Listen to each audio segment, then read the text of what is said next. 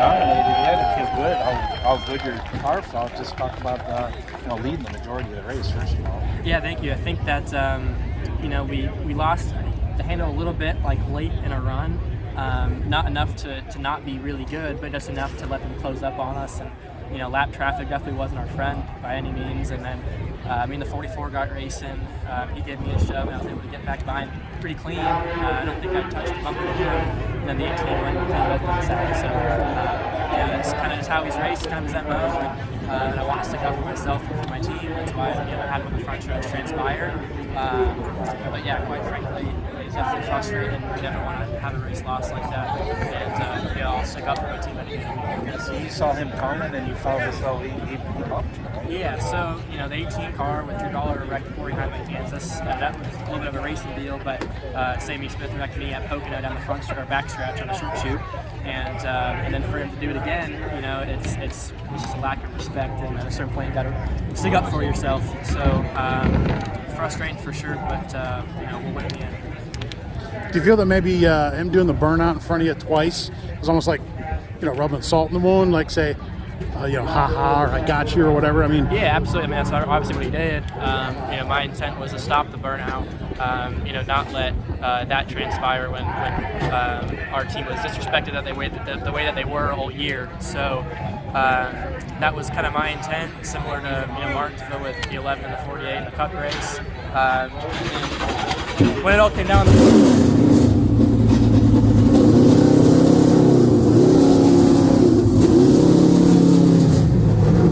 Came down in the front stretch, that was just me trying to stick up for my team and for myself, and obviously for him to dang near hit me with a car is something different. That's when I kind of got personal. So that's between me and him, and we'll work it out our own ways.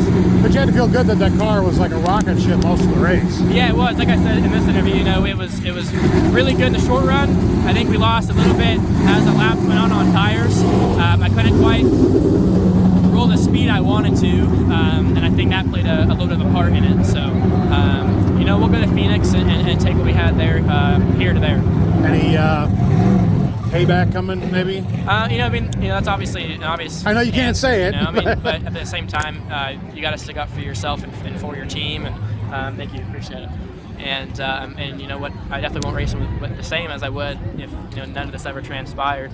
I don't have an issue with all the other 20 drivers out here. So we'll work it out our own ways, and obviously I'll put my race car in victory lane first. Thank you. You just clean you out. Yeah. I mean, I didn't think what you did was terrible. I mean, it gave me a shot, and he just didn't give us any shot. I gave it back to you that one time, and then I got into it again and got it. Yeah. I thought we were going to be able to race for it. I didn't think he gave us any shot. Yeah. What happened? Did I, when he cleaned me out, did I just take your line? He cleaned you out, and then you cleaned me out right there. Sorry about that. No, it's good. You've had one win this year. You've done more ARCA races this year than you have ever. Obviously, you have Phoenix less, but how is your ARCA campaign, 2022 ARCA campaign, summation? Yeah, it's been solid. I think, we probably have as many podiums more than anybody, even the guys that ran full time, with the exception of the 18 probably. We've run second, 4 or 5 times, run third 3 or 4 times. So who knows what our podium percentage is? It's really high. It's over 50% for sure. So we've been really consistent. And on days like this where it's for the taking, it's frustrating to get it taken back like that. You were dominating. Absolutely dominating. Absolute domination, right? You were every restart. Listen, you were cutting through lap traffic like no one else was. And in the last 10 or 20 laps, you had no lap traffic and they caught you. Something happened. Yeah, I think that part of that is able to make up lap time when you're in lap traffic. Say 2 guys are running identical lap times. I think I did a good job at trying to gap them as much as I could when I was in lap traffic. I think, like I said in some of these other interviews, we lost the handle a little bit late into the run. Just lacked a little bit of a lack of turn. I think our drive was still really good, excellent. Just started to lose the front end a little bit, and it kind of happened every run. The 17 would inch up closer to me, but I was able to kind of take back off a little bit. The young man, you mentioned traffic. Was that an issue at all today? Absolutely. Traffic was one of the hindrances of our success today at times. I think that's really what was allowed the 44 to roll up to us. The side-by-side stuff was the problem, right? And then late in the race, the lap cars didn't, go at the bottom like they were supposed to. So, but at the same time, I won't. Thank you. Thank you guys. I won't ever, blame a race that I lost on lap traffic, but at the same time, it was definitely a hindrance.